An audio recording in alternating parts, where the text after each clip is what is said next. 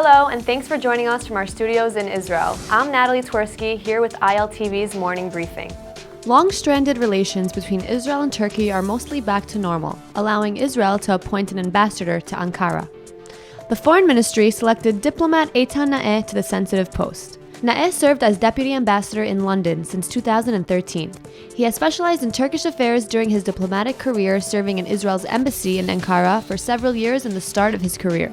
Kemal Oken, a foreign policy advisor to Turkish President Tayyip Erdogan, has been named Turkey's envoy to Israel. Israel and Turkey signed an agreement in the summer to reinforce relations after resolving the long-standing dispute over the Mavi Marmara. In that incident, 9 Turks were killed in a clash with Israeli soldiers who boarded the flotilla as it was attempting to breach the Israeli military blockade of Gaza. Following the incident, Turkey expelled Ambassador Gabi Levi. A Jordanian official has criticized the so-called Israeli muezzin law, which would ban places of worship, such as mosques, from using loudspeakers that disturb residents.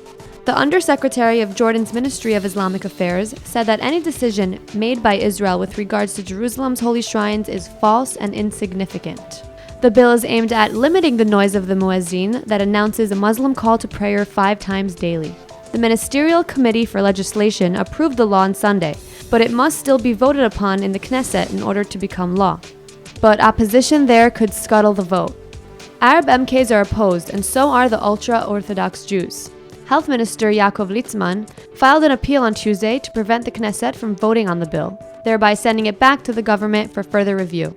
In his appeal, Litzman referred to the similarities between the muezzin calls and the siren heard around Israel announcing the beginning of Shabbat.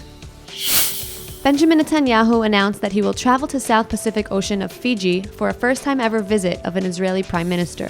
He also plans to visit Australia, Singapore, Kazakhstan, Azerbaijan, and other countries in West Africa next February to bolster international relations.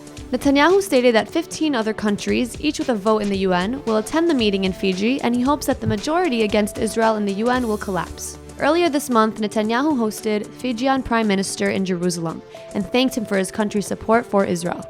He responded, quote, "As Fijians, we have always regarded the people of Israel as friends." Tensions are running high in the government coalition, with a potential legislative fight looming that could threaten the government.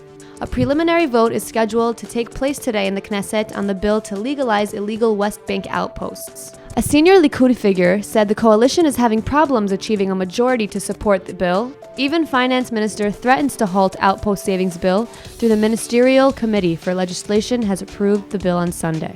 MKs from the center-right Kulanu party might absent themselves from the vote.